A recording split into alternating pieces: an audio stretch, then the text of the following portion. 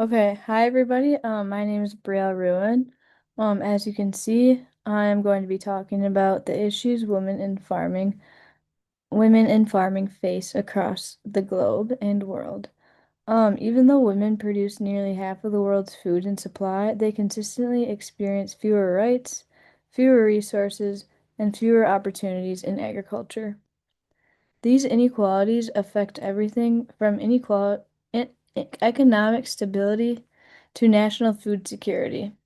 And this presentation will focus heavily on international regions because the women outside of the U.S. often face more or most of the extreme and deeply rooted challenges, especially when it comes to land rights, access to credit, and agricultural training. By under these global patterns, by understanding these global patterns, we can better recognize what needs to change. So in today's presentation, what I'll go over, why this topic matters globally, the major barriers women face in agriculture, case studies from the sub-Saharan Africa, South Asia, and Latin America, and then economic and technological inequalities, and then impacts on food security around the world, and then solutions and policy changes that are making a difference. And then a quick comparison to challenges women face here in the United States as well. So why does this topic matter? Um, like it says on the PowerPoint, women produce almost 50% of the world's food. Many religions rely heavily on women for planting, harvesting, and processing. But despite this, women do face systematic restrictions. Improving equality could cause for better food security. So, not only is my slideshow or presentation, but this topic is important because women are very, very central to global food production in many regions. Women perform the majority of planting, harvesting, seed saving, and food processing, and more, which are the tasks that keep families and communities fed. However, though, despite their major contributions, women do typically lack access to land ownership. And then with that also comes financial credit, and then agricultural training and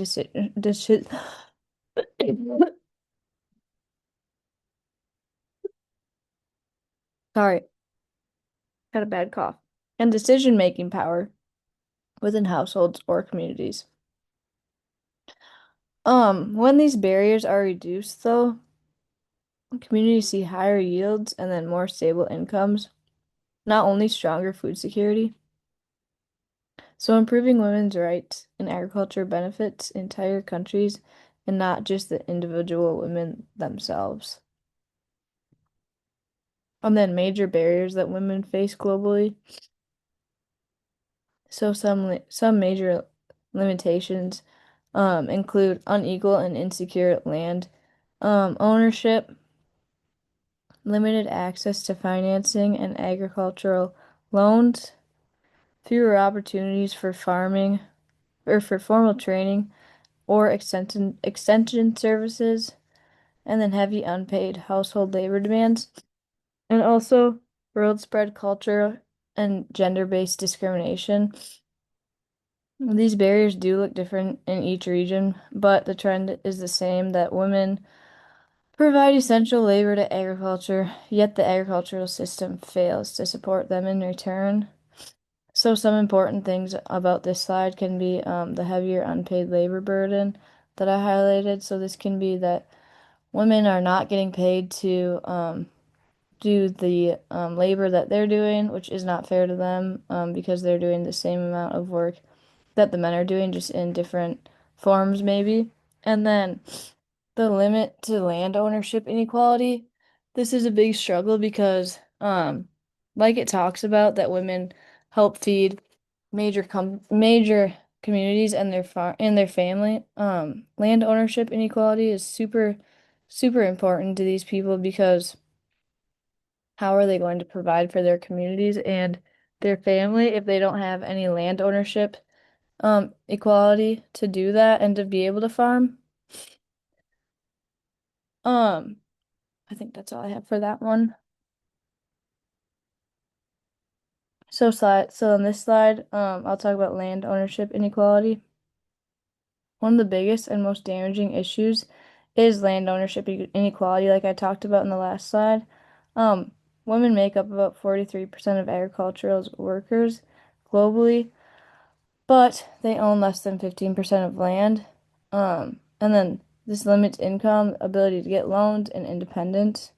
And then land equals power in agriculture. So without land titles, women have less income stability, and then also less inheritance security, and fewer opportunities to apply for loans or invest in their farms. Land ownership is one of the most powerful tools in agriculture, like I talked about as well, and women have far less control over it rather than men, which is not fair and needs to change for these women in these countries that rely on them to supply their families and communities with food. It's just not realistic for them to not have equal land security and land ownership than men do, or that as much men do. I'll move this. Okay, so the Saharan Africa region. So in Sub-Saharan Africa, women are more responsible for producing an estimated 60 to 80% of food consumed within household. But yet cultural normalcies, inheritance systems, and marriage practices often block women from owning land or accessing resources, which again is a huge problem. And then even when women perform most of the labor, agricultural extension programs such as agronomy education or soil health training or technology demonstrations are typically targeted toward men, and this limits the productivity and leadership roles that women can take in that sector. Um, because how are women supposed to know how to do as much as the men do if they are all supplied with those soil health training or agronomy education or the new equipment training? How is that? How are women supposed to be able to do the same? And that comes again just of the inequality that women face in this country compared to maybe some others because they are women and not men.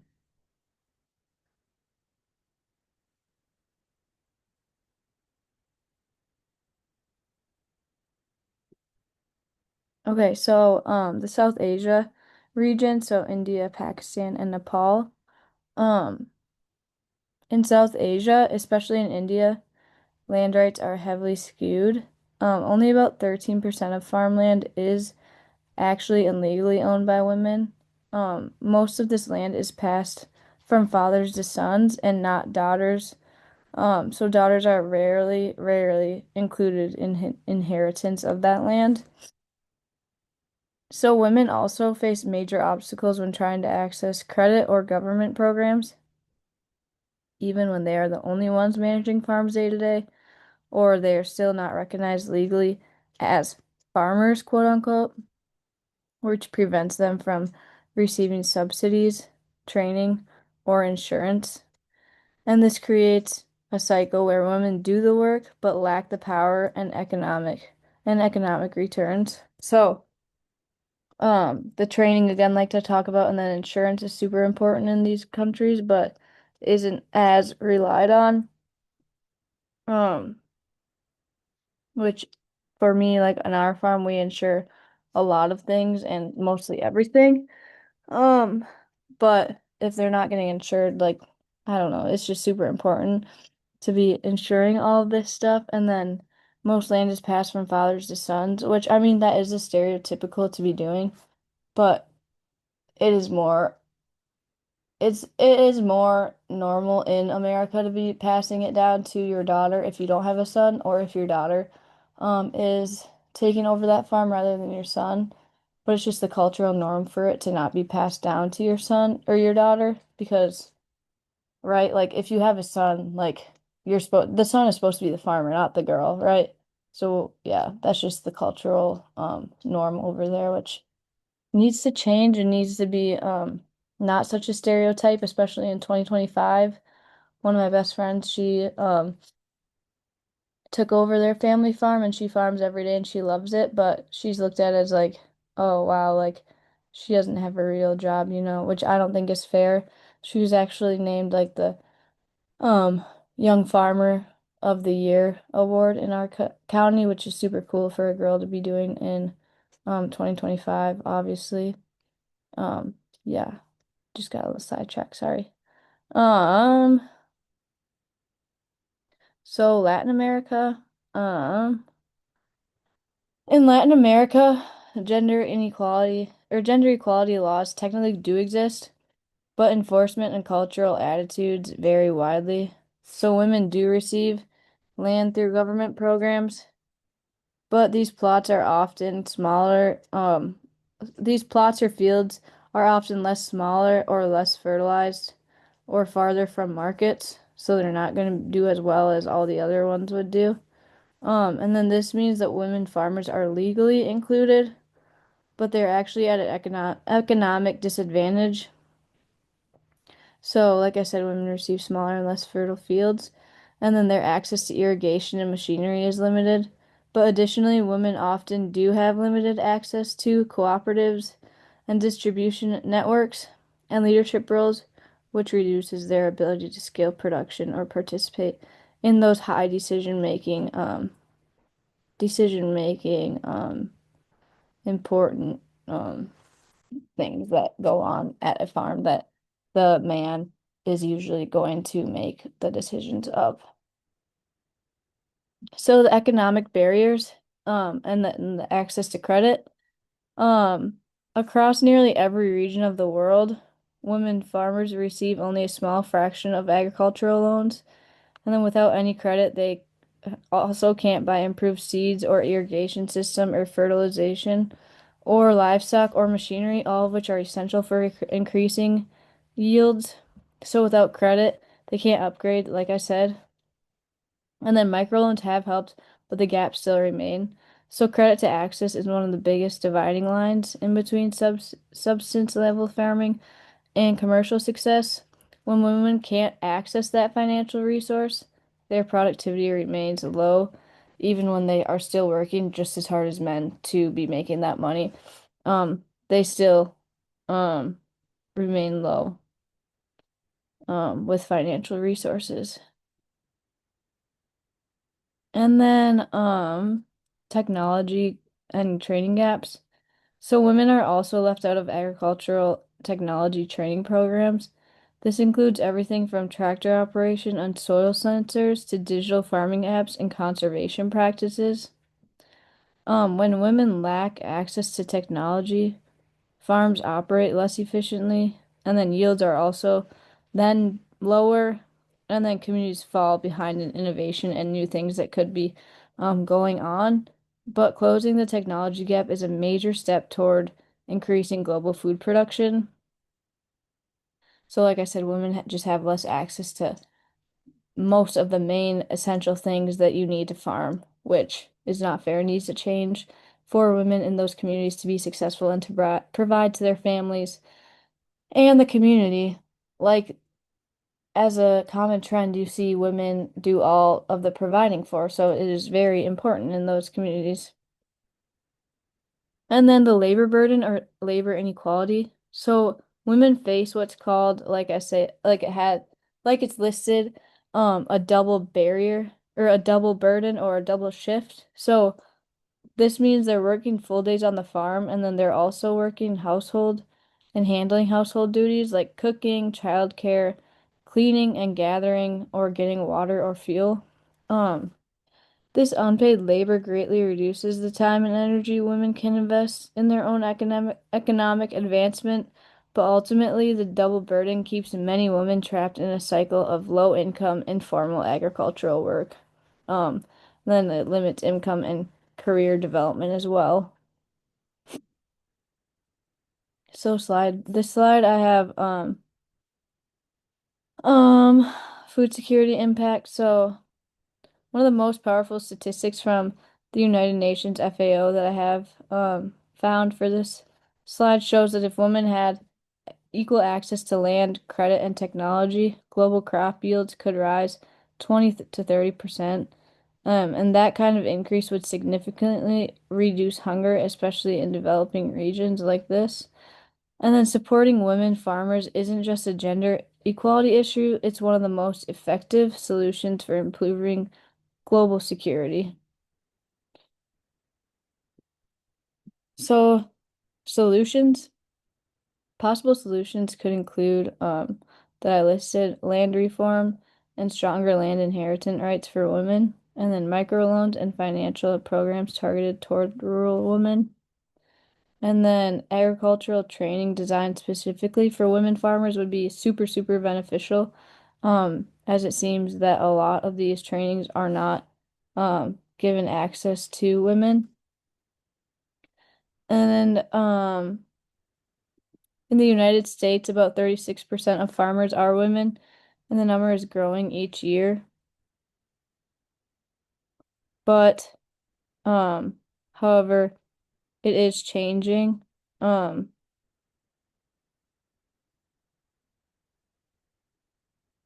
However, women still face those challenges, including rising land prices, difficulty securing loans, and then limited representation in leadership positions, and then also sexual harassment can be in agricultural workplaces.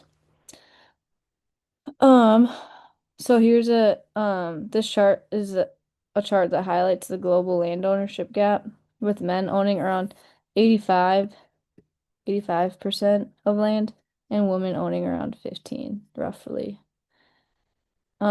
This is the foundation of many other structural barriers that women also face in agriculture. This is just a good chart that I was able to find and make. And then this chart shows the potential yield increase global agriculture could experience if women had equal access to resources.